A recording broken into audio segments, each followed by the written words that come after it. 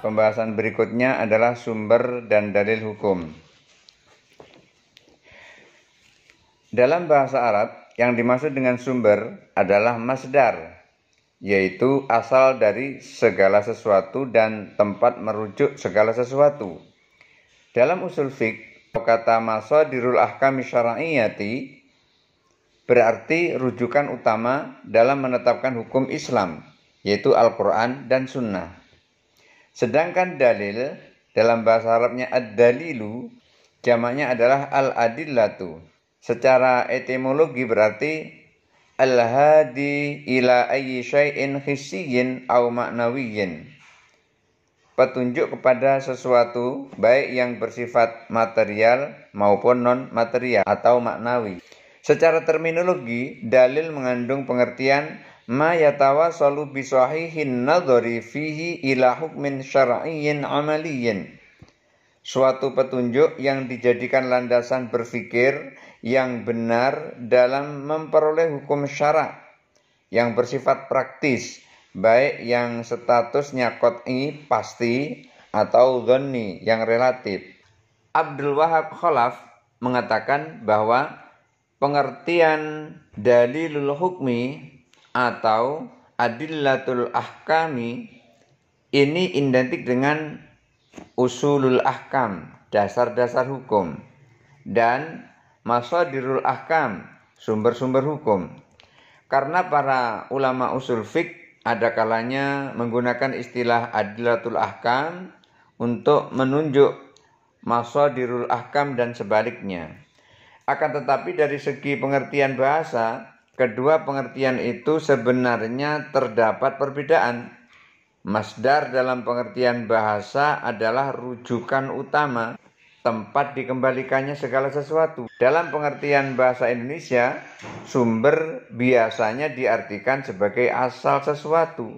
Seperti umpamanya sumber air adalah asal memancarnya air yang sering disebut dengan mata air. Dalam pengertian ini, kata masadirul ahkam dalam Islam itu hanya Al-Quran dan As-Sunnah atau hadis. Pengertian ini didukung oleh pengertian Allah sebagai asy-syar'i atau penentu atau pencipta hukum. Para ulama usul fikih pun sebenarnya menyatakan bahwa hukum Islam itu seluruhnya berasal dari Allah. Rasul hanya berfungsi sebagai penegas dan penjelas, al-mu'akkid wal mubayyin, hukum-hukum yang disampaikan Allah melalui wahyu-wahyunya. Sekalipun terkadang Rasulullah SAW menetapkan hukum tertentu melalui sunnahnya ketika wahyu tidak turun dari Allah. Akan tetapi, ketetapan Rasulullah SAW ini juga tidak terlepas dari bimbingan wahyu. Oleh sebab itu, para ulama usul fikih kontemporer lebih cenderung memilih bahwa yang menjadi sumber utama hukum Islam atau masadiru ahkam syar'iyyah tersebut adalah Al-Quran dan Sunnah. Karena Al-Quran dan Sunnah disepakati seluruh ulama usul fikih klasik dan kontemporer sebagai sumber primer hukum Islam. Dalam kaitannya dengan pengertian dalil yang dikemukakan tadi, Al-Quran dan As-Sunnah juga disebut sebagai dalil hukum. Artinya ayat-ayat Al-Quran dan hadis-hadis Nabi di samping sebagai sumber hukum juga sekaligus sebagai dalil atau alasan dalam menetapkan hukum. Karena dari sisi ini apa yang dikemukakan Abdul Wahab Khalaf, adillatul ahkam identik dengan masadirul ahkam adalah benar, tetapi dalil lain seperti ijma', qiyas, istihsan, maslahah al-mursalah, karena dalil-dalil ini hanya bersifat al-kashfu wal idharu lil ahkam, menyingkap dan memunculkan hukum yang ada dalam Al-Quran dan Sunnah. Suatu dalil yang membutuhkan dalil lain untuk dijadikan hujjah tidak dapat dikatakan sumber, karena yang dinamakan sumber adalah bersifat berdiri sendiri. Keberadaan suatu dalil seperti ijma', qiyas, istihsan, dan lain sebagainya tidak boleh bertentangan dengan ketentuan-ketentuan yang ada dalam Al-Quran dan as-sunnah. Oleh sebab itu, para ulama usul fiqh juga sering menyebut adillatul ahkam seperti ijma', qiyas, istihsan, istishab, dan lain sebagainya sebagai turuku isbatil ahkam, metode dalam menetapkan hukum. Akan tetapi dalam literatur usul fiqh, para ulama usul fiqh klasik dan kontemporer ditemukan bahwa sumber atau dalil syara' itu selalu dikelompokkan kepada adillatul ahkami al-muttafaqi 'alaiha, dalil-dalil hukum yang disepakati, dan adillatul ahkami al-mukhtalifi fiha, dalil-dalil hukum yang diperselisihkan. Adillatul ahkami al-muttafaqi 'alaiha menurut mereka terdiri atas Al-Qur'an, sunnah, ijma', dan qiyas. Sedangkan adillatul ahkamil mukhtalifati fiha terdiri dari istihsan,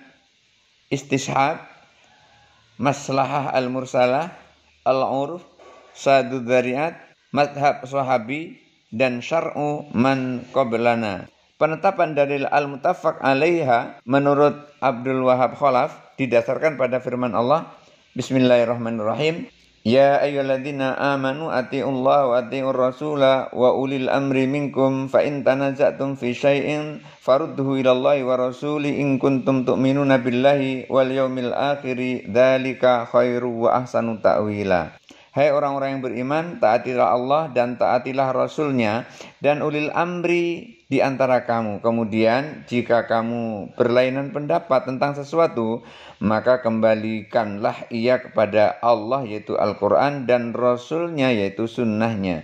Jika kamu benar-benar beriman kepada Allah dan hari kemudian, yang demikian itu lebih utama bagimu dan lebih baik akibatnya. Abdul Wahab Khalaf selanjutnya mengatakan bahwa perintah mentaati Allah dan Rasulnya adalah mengikuti Al-Quran dan Sunnah. Sedangkan perintah mentaati ulil amri di antara umat Islam juga mengandung pengertian mengikuti hukum yang telah disepakati para mujtahid. Karena mereka adalah ulil amri dalam bidang hukum syara'. Perintah mengembalikan segala persoalan yang diperselisihkan kepada Allah dan Rasulnya adalah perintah untuk mengikuti qiyas. Ketika hukum dari kasus yang diperselisihkan itu tidak dijumpai dalam nas dan ijma'.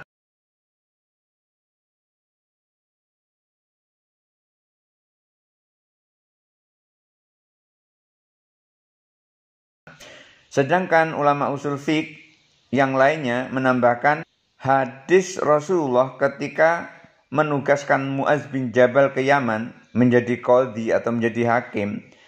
Ketika itu Rasulullah menanyakan bagaimana cara Mu'adz dalam menetapkan suatu masalah. Qala aqdi bima fi kitabillahi. Qala fa in lam yakun fi kitabillahi. Qala fa bi sunnati rasulillahi. Qala fa in lam yakun fi sunnati rasulillahi. Qala ajtahidu ra'yi.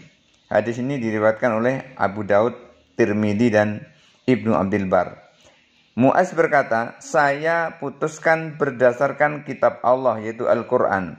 Rasul bertanya, jika tidak ketemu, tidak dijumpai di dalam kitab Allah? Mu'adz menjawab, saya putuskan dengan sunnah Rasulullah. Lalu Rasulullah bertanya, jika dalam sunnah Rasulullah pun tidak kamu jumpai? Mu'adz menjawab, saya akan berijtihad sesuai dengan pemikiran saya. Akan tetapi ulama Zahiriyah menolak pendapat yang menempatkan ijma' dan qiyas sebagai dalil yang disepakati para ulama. Menurut mereka ijma' tidak disepakati seluruh ulama usul fiqh dapat dijadikan sebagai hujjah. Karena terhadap pengertian ijma' itu sendiri para ulama usul fiqh tidak sepakat. Asy-Syafi'i hanya menerima ijma' apabila hukum ijma' itu merupakan konsensus para sahabat Rasulullah. Kemudian qiyas juga ditolak oleh ulama usul fiqh lainnya seperti Syiah Imamiyah dan Syiah Zaidiyah, termasuk Al-Auza'i dari kalangan Sunni, Ahlu Sunnah.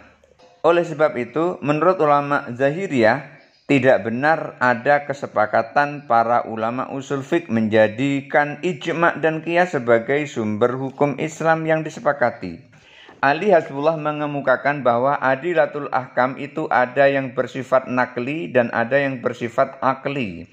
Yang bersifat nakli adalah Al-Quran dan Sunnah, sedangkan yang bersifat akli adalah ijtihad. Baik ijtihad itu bersifat fardi, pribadi, mujtahid tertentu, maupun ijtihad yang bersifat jam'i, kolektif. Oleh sebab itu, adilatul ahkam menurutnya terbagi 3, yaitu Al-Quran, Sunnah, dan ijtihad. Hal ini sejalan dengan hadis dari Mu'adz bin Jabal yang tadi telah disampaikan. Dalam pembagian Ali Hasbullah ini, ijma', qiyas, istihsan, istishab, maslahah al-mursalah, al-urf, madhab sahabi, syar'u man qablana, dan syaddud dzari'ah termasuk dalam adillatul ahkam asy-syar'iyyah al-ijtihadiyah.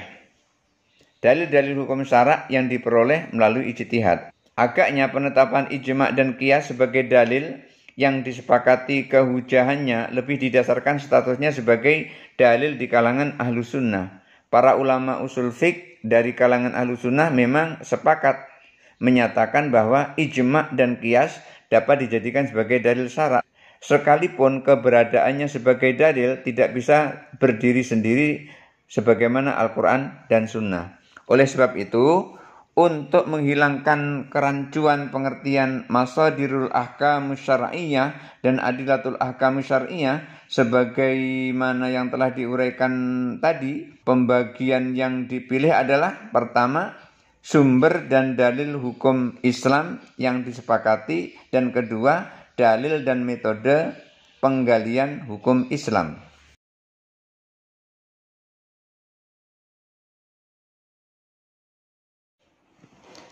Berikutnya sumber dan dalil hukum Islam. Sumber dan dalil hukum Islam itu ada 2, yang pertama Al-Quran, yang kedua As-Sunnah. Yang pertama Al-Quran. Apa itu Al-Quran? Secara etimologi, Al-Quran itu adalah masdar dari kata-kata qara'a yaqra'u Qur'anan yang berwazan dengan fu'lanun. Qur'anun, fu'lanun sama itu. Dan artinya Qur'anun itu adalah bacaan. Sementara itu secara terminologi dapat didefinisikan seperti yang dikemukakan oleh para ulama usul fiqh. Kalamullahi ta'ala al-munazzalu ala Muhammadin sallallahu alaihi wasallam bil lafdil arabiyyi al-manquli ilaina bit tawaturi al-maktubu bil masahifi al-muta'abbadu bitilawatihi al-mabdu'u bil fatihati wal makhtumu bi suratin nasi. Kalam Allah yang mengandung mukjizat yang diturunkan kepada Rasulullah Muhammad SAW dalam bahasa Arab yang dinukilkan kepada generasi sesudahnya secara mutawatir. Membacanya merupakan ibadah, terdapat dalam mushaf, dimulai dari surah Al-Fatihah dan ditutup dengan surah An-Nas. Dari definisi ini dapat disimpulkan bahwa pertama, Al-Quran merupakan kalamullah yang diturunkan kepada Muhammad SAW. Apabila itu bukan kalamullah dan tidak diturunkan kepada Muhammad SAW, maka tidak dinamakan Al-Quran. Seperti Zabur, Taurat, dan Injil itu bukan Al-Quran. Ketiga kitab yang disebut itu kalamullah, tetapi bukan diturunkan kepada Muhammad SAW. Karenanya tidak dinamakan Al-Quran. Bukti bahwa Al-Quran adalah kalamullah adalah kemukjizatan yang dikandung di dalam Al-Quran itu sendiri. Dari struktur bahasanya, isyarat-isyarat ilmiah yang dikandungnya, dan ramalan-ramalan masa depan yang diungkapkannya di dalam Al-Quran. Itu semuanya ada dalam Al-Quran. Kedua, Al-Quran diturunkan dalam bahasa Arab Quraisy. Ketiga, Al-Quran itu dinukil kepada beberapa generasi sesudahnya secara mutawatir, artinya dituturkan oleh orang banyak kepada orang banyak sampai sekarang. Mereka itu tidak mungkin sepakat bohong, karena banyak tadi itu tidak mungkin sepakat dusta. tanpa perubahan dan penggantian satu kata pun. Karena mereka banyak, tidak bisa mengganti. Kalau mengganti otomatis yang lain akan tahu. Berbeda dengan kitab-kitab samawi yang lainnya. Kitab samawi yang lainnya yang Allah turunkan kepada Rasul sebelum Nabi Muhammad SAW sifatnya tidak mutawatir dan tidak dijamin keasliannya. Sedangkan Al-Quran dipelihara kemurniannya oleh Allah. Inna nahnu nazzalna dzikra wa inna lahu lahafidun. Ini garansi yang Allah berikan, yaitu sesungguhnya kamilah yang menurunkan Al-Quran dan kami pula yang memeliharanya. Oleh sebab itu, apabila tidak bersifat mutawatir, seperti al-qiraah as-sadzah, bacaan yang cacat, dan hadis termasuk hadis qudsi, tidak dinamakan Al-Quran. Para ulama usul, maksudnya adalah usul fikih, memberikan syarat-syarat untuk beberapa qiraah yang ada pada masa awal Islam, agar qiraah itu dianggap sebagai Al-Quran. Syarat-syarat qiraah itu adalah, pertama, diriwayatkan dari Rasulullah SAW secara mutawatir. Kedua, qiraah itu sejalan dengan struktur bahasa Al-Quran yang dipergunakan atau ditentukan Rasulullah. Misalnya, ada bentuk bacaan alaihim waladdallin. Bacaan tersebut memberi tanda dhammah di akhir kata alaihim. Berbeda dengan bacaan yang populer yang tanpa dhammah. Akan tetapi perubahan ini tidak merubah struktur dan makna bahasa itu sendiri. Contoh lain adalah bacaan syirat dengan sin sebagai ganti sirat dengan shad. Kedua kata ini dalam bahasa Arab dianggap sama karena makhrajnya, tempat keluarnya huruf adalah sama. Apabila seseorang membaca dengan sin, maka masih dalam struktur bahasa Al-Quran. Ketiga, qiraat itu sejalan dengan ketentuan bahasa yang sahih. Jadi ini ketiga yang disampaikan oleh ulama usul fiqh yang dikatakan itu adalah Al-Quran. Definisi keempat tentang Al-Quran, membacanya setiap kata dalam Al-Quran itu mendapat pahala dari Allah. Baik bacaan itu berasal dari hafalan sendiri maupun dibaca langsung dari mushaf Al-Quran. Seperti yang diriwayatkan oleh Rasulullah, man qara'a harfan min kitabillahi falahu bihi hasanatun wal hasanatu bi asri amthaliha la aqulu alif lam mim harfun walakin alif harfun, lam harfun, mim harfun. Setiap yang membaca Al-Quran, membacanya satu huruf dari Al-Quran, maka ia mendapat satu kebaikan. Satu kebaikan bernilai 10 kebaikan. 10 kali lipat kebaikan. Saya tidak mengatakan alif, lam, mim itu satu huruf. Tetapi alif satu huruf, lam satu huruf, dan mim satu huruf. Hadis ini diriwayatkan oleh Imam Tirmidzi, Imam Al-Hakim dan Abdullah bin Mas'ud. Ciri yang kelima tentang Al-Quran, dianggap sebagai suatu kehati-hatian dari para ulama untuk membedakan Al-Quran dengan kitab-kitab lain, adalah bahwa Al-Quran itu dimulai dari Al-Fatihah dan diakhiri dengan An-Nas. Itu definisi sebagai kehati-hatian dari para ulama, bahwa disebut dengan Al-Quran itu adalah diawali dari Fatihah dan diakhiri dengan surah An-Nas. Tata urutan surat yang terdapat dalam Al-Quran disusun sesuai dengan petunjuk Allah melalui malaikat Jibril kepada Nabi SAW. Tidak boleh diubah dan diganti letaknya. Dengan demikian, doa-doa yang biasa ditambahkan di Al-Quran tidaklah termasuk Al-Quran. Misalnya, Rabbana la tuzigh qulubana ba'da idh hadaitana wa hab lana min ladunka rahmah innaka antal wahhab. Itu ketika dibaca dalam doa itu tidak termasuk Al-Quran.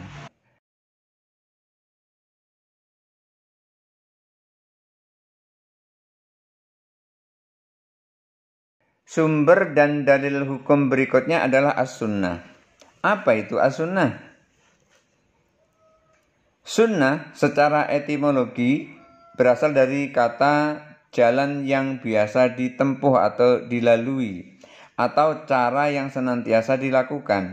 Apakah cara itu sesuatu yang baik ataupun yang buruk? Pengertian sunnah secara etimologi ini ditemukan dalam sabda Nabi SAW, "Man sanna fil islami sunnatan hasanatan falahu ajruha wa ajru man amila biha min ba'dihi." Barang siapa yang membiasakan sesuatu yang baik di dalam Islam, maka ia menerima pahala dan pahala orang yang sesudahnya yang mengamalkannya. Hadis riwayat Imam Muslim. Secara terminologi, sunnah bisa dilihat dari 3 bidang ilmu, yaitu dari ilmu hadis, ilmu fikih, dan ilmu usul fikih. Sunnah menurut para ahli hadis identik dengan hadis, yaitu seluruh yang disandarkan kepada Nabi Muhammad SAW, baik perkataan, perbuatan, maupun ketetapan atau sifatnya sebagai manusia biasa, akhlaknya, apakah itu sebelum maupun setelah diangkat menjadi Rasul. Sunnah menurut ahli usul fikih adalah segala yang diriwayatkan dari Nabi SAW berupa perbuatan, perkataan, dan ketetapan yang berkaitan dengan hukum. Sedangkan sunnah menurut para ahli fikih, di samping pengertian yang ditemukan para ulama usul fikih tadi, juga dimaksudkan sebagai salah satu hukum taklifi yang mengandung pengertian perbuatan yang apabila dikerjakan mendapat pahala dan apabila ditinggalkan tidak berdosa. Terjadinya perbedaan seperti pengertian sunnah itu tadi di kalangan ahli usul fikih dengan ahli fikih disebabkan perbedaan sudut pandang masing-masing terhadap sunnah. Ulama usul memandang bahwa sunnah tersebut merupakan salah satu sumber dari dalil hukum, sedangkan ulama fiqh menempatkan sunnah sebagai salah satu dari hukum taklifi. Masih tentang sunnah, berikut adalah macam-macam sunnah. Berdasarkan definisi sunnah yang dikemukakan para ulama usul fikih yang tadi itu, sunnah yang menjadi sumber kedua hukum Islam itu ada 3 macam, yaitu yang pertama sunnah fi'liyah. Apa itu sunnah fi'liyah? Perbuatan yang dilakukan Nabi itu sunnah fi'liyah, yang bisa dilihat atau diketahui dan disampaikan para sahabat kepada sahabat-sahabat yang lain. Misalnya tata cara sholat yang ditunjukkan Rasulullah kemudian disampaikan oleh sahabat yang melihat kepada sahabat yang lain yang tidak melihatnya. Kemudian yang kedua, sunnah itu sunnah qauliyah. Ada sunnah fi'liyah, ada sunnah qauliyah, yaitu ucapan Nabi yang didengar dan disampaikan oleh para sahabat dan kepada sahabat yang lain. Jadi sunnah qauliyah itu adalah sunnah yang didengar oleh para sahabat, kemudian sahabat itu menyampaikan lagi kepada orang lain.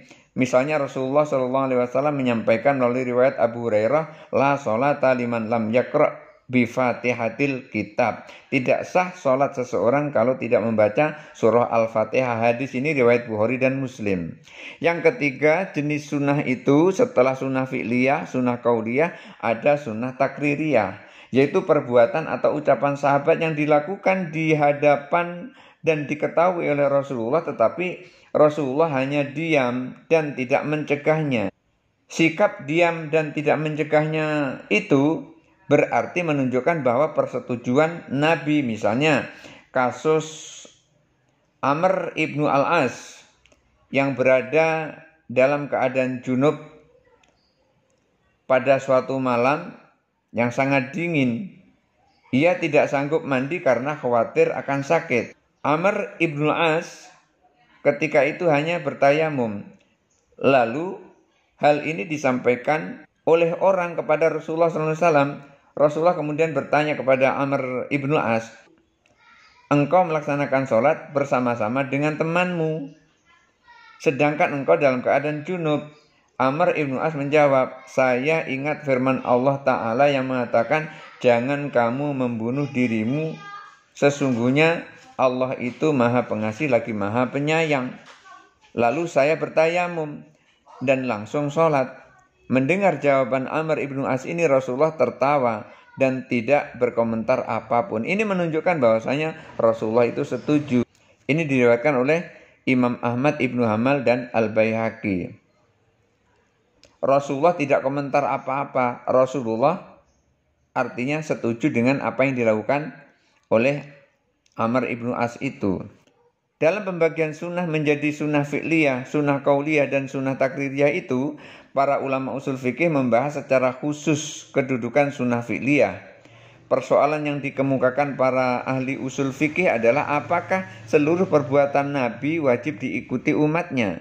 Dalam kaitan ini, para ahli usul membagi sunnah fi'liyah kepada pertama, perbuatan yang muncul dari Rasulullah sebagai manusia biasa seperti makan, minum, duduk, dan berpakaian.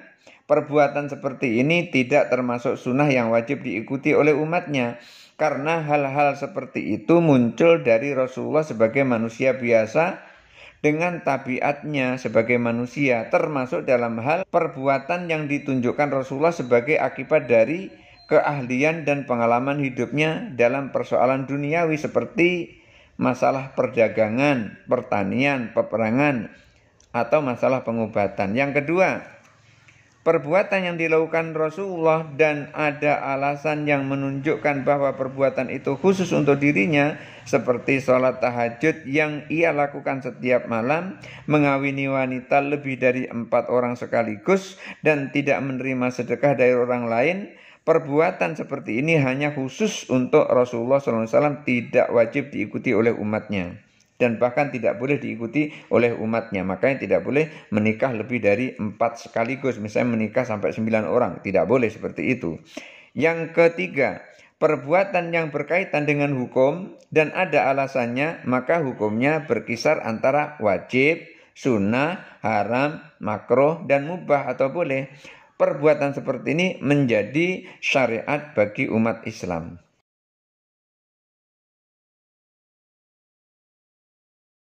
Pembagian sunnah. Dilihat dari segi periwayatannya, jumhur ulama usul fikih membagi sunnah kepada mutawatir dan ahad. Apabila sunnah itu diriwayatkan secara bersambung oleh orang banyak, yang menurut logika tidak mungkin mereka akan sepakat bohong, maka sunnah seperti ini disebut dengan mutawatir. Para penutur hadis atau yang disebut dengan sanad yang dinilai tidak bersepakat berdusta itu adalah para periwayat hadis pada 3 generasi, yaitu generasi sahabat, tabi'in, dan tabi'inat tabi'in. Karena setelah itu adalah masa pembukuan hadis yang secara otomatis hadis-hadis Rasulullah tersebar luas ke berbagai belahan dunia Islam sampai pada generasi-generasi sesudahnya hingga sekarang. Contoh hadis-hadis mutawatir itu adalah beberapa amalan praktis yang dikerjakan Nabi, seperti bilangan rakaat sholat, kadar wajib terhadap beberapa jenis harta yang telah wajib zakat, amalan-amalan haji, dan cara berwudu yang langsung dilihat para sahabat. Adapun hadis yang bersifat qauliyah, misalnya la wasiyata liwarithin, tidak sah berwasiat kepada penerima waris. Hadis ini menurut Wahbah Az-Zuhaili diriwayatkan 12 orang lebih dari sahabat Rasulullah. Dan hadis yang lain, contoh dari hadis mutawatir itu, man kadzdzaba alayya muta'ammidan falyatabawwa maq'adahu minan nar. Barang siapa yang berdusta kepadaku, maka siap-siaplah untuk menempati neraka. Kira-kira begitu. Hadis ini menurut para ulama usul fiqh diriwayatkan dari sahabat yang jumlahnya sangat banyak. Di antaranya Anas bin Malik, Abu Hurairah, Abdullah bin Umar, Zubair ibnu Awam, Jabir bin Abdullah, Abu Sa'id Al-Khudri, dan Abdullah bin Mas'ud. Apabila sunnah itu diriwayatkan oleh beberapa orang yang tidak sampai ke tingkat mutawatir, maka sunnah itu disebut ahad. Muhammad Said Ramadan Al-Buti, guru besar usul fiqh di Universitas Damaskus, Syria, mengatakan bahwa yang menjadi ukuran dalam periwayatan ini adalah para perawi hadis tersebut. Pada setiap generasi, sejak zaman sahabat sampai hadis-hadis resmi dibukukan, yaitu sejak zaman Umar bin Abdul Aziz, kekuatan hukum hadis mutawatir menurut kesepakatan para ulama adalah qat'i. Adapun kekuatan hukum hadis ahad apabila berstatus sahih hanyalah bersifat dhanni. Di samping pembagian hadis menjadi hadis mutawatir dan hadis ahad yang dikemukakan jumhur ulama usul fiqh tadi, ulama Hanafiyah menambahkan satu bentuk lain yaitu hadis masyhur yang terletak antara mutawatir dan ahad.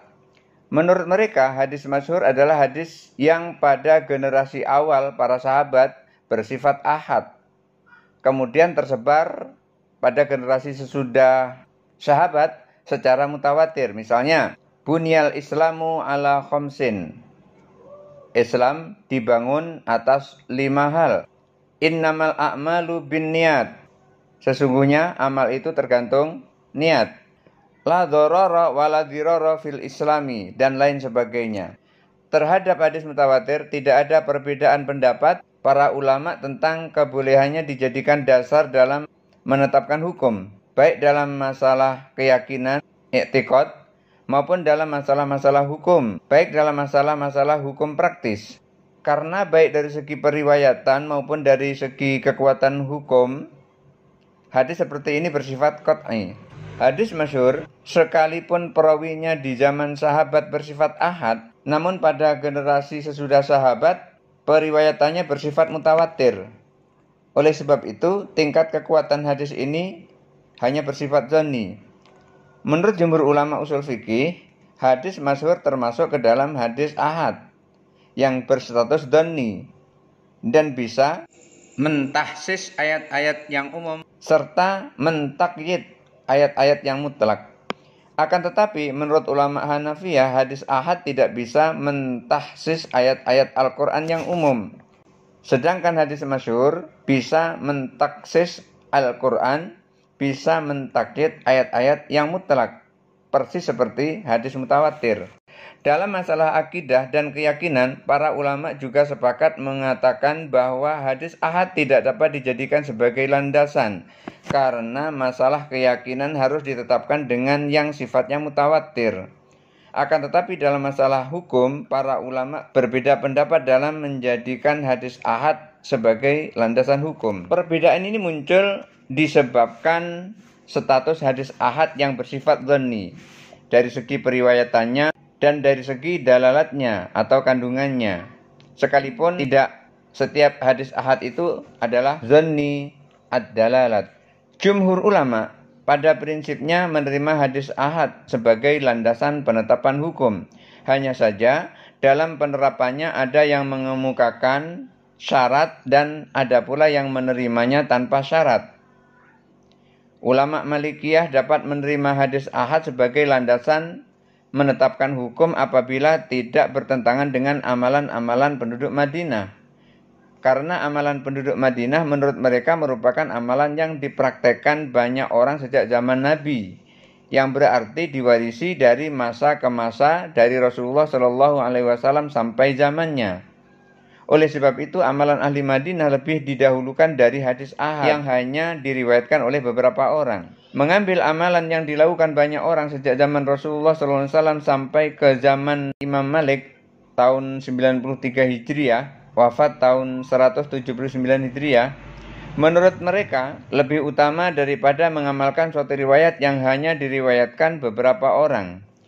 Imam Malik mengatakan tidak sesuainya sesuatu hadis dengan praktek penduduk Madinah menandakan bahwa hadis itu adalah palsu. Jadi ukurannya adalah amalan penduduk Madinah. Kalau penduduk Madinah itu amalannya persis seperti hadis itu, maka hadis itu berarti tidak palsu. Misalnya mereka mengatakan dalam jual beli itu tidak ada khiyarul majlis, hak pilih untuk melangsungkan jual beli atau tidak, selama kedua pihak masih dalam tempat dan topik jual beli yang sama. Karena hadis yang membicarakan masalah khiyarul majlis itu bersifat ahad dan bertentangan dengan praktek penduduk Madinah. Dalam masalah salam dalam sholat, menurut hadis riwayat Ahmad bin Hambal dikatakan bahwa Rasulullah mengakhiri salatnya dengan membaca Assalamualaikum warahmatullah ke kiri dan ke kanan. Imam Malik menetapkan bahwa membaca salam itu cukup sekali, yaitu ketika menghadap ke kanan. Ia tidak mengakui bahwa hadis itu adalah sabda Nabi Shallallahu Alaihi Wasallam karena tidak sesuai dengan yang dipraktekkan penduduk Madinah. Ulama Syafi'iyah menerima sepenuhnya hadis ahad sebagai landasan hukum apabila memang hadis itu sahih dan sanadnya bersambung. Oleh sebab itu ulama Syafi'iyah tidak menerima hadis mursal, hadis yang terputus sanadnya di tingkat tabi'in atau sahabat, sebagai dalil dalam menetapkan hukum, kecuali mursalnya itu dari kalangan tabi'in yang populer, karena mereka pada umumnya bertemu langsung dengan para sahabat, seperti Sa'id bin Musayyab di Madinah dan Hasan al-Basri di Irak. Apabila tabi'in dalam kategori tadi merawikan hadis secara langsung kepada Rasulullah tanpa menyebut nama sahabat, maka ulama Syafi'iyah menerimanya dengan beberapa persyaratan, di antaranya: 1. Makna hadis mursal itu didukung oleh hadis yang sanadnya bersambung sampai ke Nabi. 2. Hadis mursal itu didukung hadis mursal lain yang diterima para ahli fikih.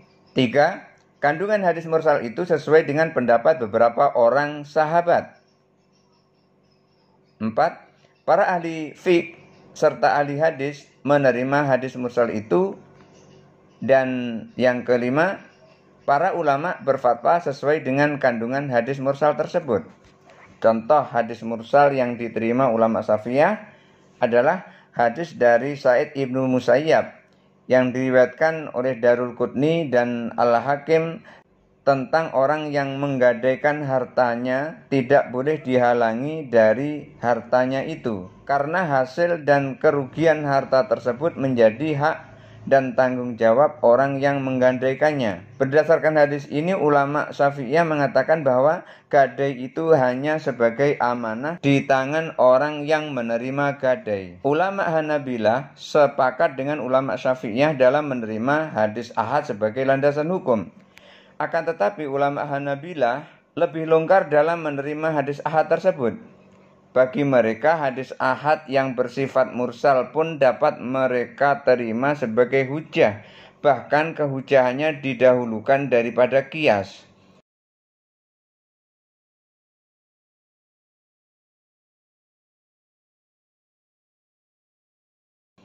Akan tetapi ulama Hanafiyah mengatakan bahwa hadis ahad dapat dijadikan landasan hukum apabila memenuhi 3 syarat.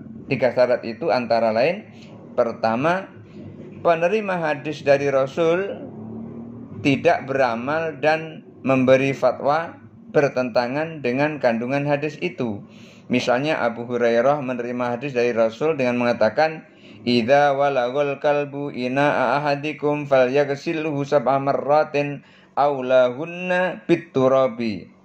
Apabila bejana seseorang dijilat anjing, maka untuk mensucikan cucian itu dicuci dengan 7 kali dengan air dan salah satunya dengan tanah. Ulama Hanafiyah tidak menerima hadis itu karena Abu Hurairah sendiri berfatwa bahwa untuk mencuci bejana jilatan anjing hanya dicuci sebanyak 3 kali, sebagaimana yang diriwayatkan oleh Darul Qutni. Oleh sebab itu, ulama Hanafiyah berpendapat bahwa mencuci bejana yang dijilat anjing itu cukup 3 kali, yang penting bersih.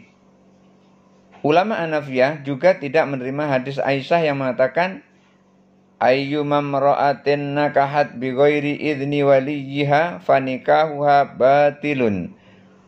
Wanita mana saja yang menikahkan dirinya tanpa izin walinya, maka nikahnya batal. Itu hadis riwayat Abu Daud, Tirmidzi, dan Ibnu Majah.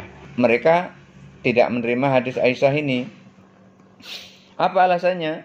Alasan mereka tidak menerima hadis ini adalah karena Aisyah sendiri telah menikahkan anak perempuan saudaranya, sedangkan walinya tidak ada. Walinya tidak ada itu sedang berada di Syam atau di Syria. 2. Hadis ahad. Hadis ahad itu tidak menyangkut kepentingan orang banyak dan dilakukan orang banyak secara berulang-ulang. Karena menurut ulama Hanafiyah, hal-hal yang menyangkut orang banyak atau dalam kasus yang sering terjadi, tidak mungkin hadis itu disampaikan Rasulullah kepada 1 atau 2 orang saja. Berdasarkan prinsip ini, ulama Hanafiyah tidak mengangkat tangan mereka dalam salat ketika akan rukuk dan ketika iktidal, sekalipun hadisnya ada. Tetapi menurut mereka hadis itu bersifat ahad, yang kemungkinan besar adalah palsu. Karena kebutuhan orang banyak mengenai penjelasan cara salat merupakan kebutuhan yang tidak mungkin diabaikan Rasulullah, bahkan harus disampaikan kepada banyak orang. Ketiga, perawi hadis itu bukan seorang fikih atau ahli fikih, dan hadis ahad itu tidak bertentangan dengan qiyas dan tidak bertentangan dengan kaidah-kaidah umum syariat Islam. Alasan mereka karena hadis-hadis yang diriwayatkan para sahabat dan tabi'in tersebut mayoritas melalui maknanya saja. Artinya para perawi hadis hanya menyampaikan maksud dari Rasul tersebut. Jarang sekali mereka menyampaikan kandungan hadis itu sesuai dengan ungkapan asli yang diucapkan Rasulullah. Oleh sebab itu, kemungkinan terjadi perubahan makna dari perawi yang bukan ahli fikih sangat besar, sehingga yang disampaikan itu tidak utuh. Kehujahan sunnah. Para ulama sepakat mengatakan bahwa sunnah Rasul dalam 3 bentuk tadi, yaitu fi'liyah, qauliyah, dan takririyah, merupakan sumber asli dari hukum-hukum syarak dan menempati posisi kedua setelah Al-Quran. Ada beberapa alasan yang dikemukakan para ulama usul fikih untuk mendukung pernyataan tadi. Di antaranya adalah firman Allah surah Al-Imran, "In kuntum tuhibbunallaha fattabi'uni yuhibbukumullahu." Apabila kamu mencintai Allah, maka ikutilah aku, Allah akan mencintaimu. Berikutnya surah Al-Ahzab, "Laqad kana lakum fi Rasulillahi uswatun hasanatun liman kana yarjullaha wal yaumal akhira wa dzakarallaha katsira." Sesungguhnya pada diri Rasulullah itu bagi kamu adalah suri tauladan yang baik bagi orang-orang yang mengharap rahmat Allah dan hari akhirat, dan dia banyak menyebut Allah. Ketiga, surah Al-Hasr, "Wa ma atakumur rasulu fakhudhuhu wa ma nahakum anhu fantahu." Apapun yang datang dari Rasulmu maka ambillah, dan apa yang dilarang dari Rasulmu maka tinggalkanlah. Dan masih banyak lagi ayat-ayat yang menyatakan kehujahan sunnah Nabi Shallallahu Alaihi Wasallam. Mudah-mudahan ada manfaatnya. Wallahul muwaffiq ila aqwamit thoriq. Wassalamualaikum warahmatullahi wabarakatuh.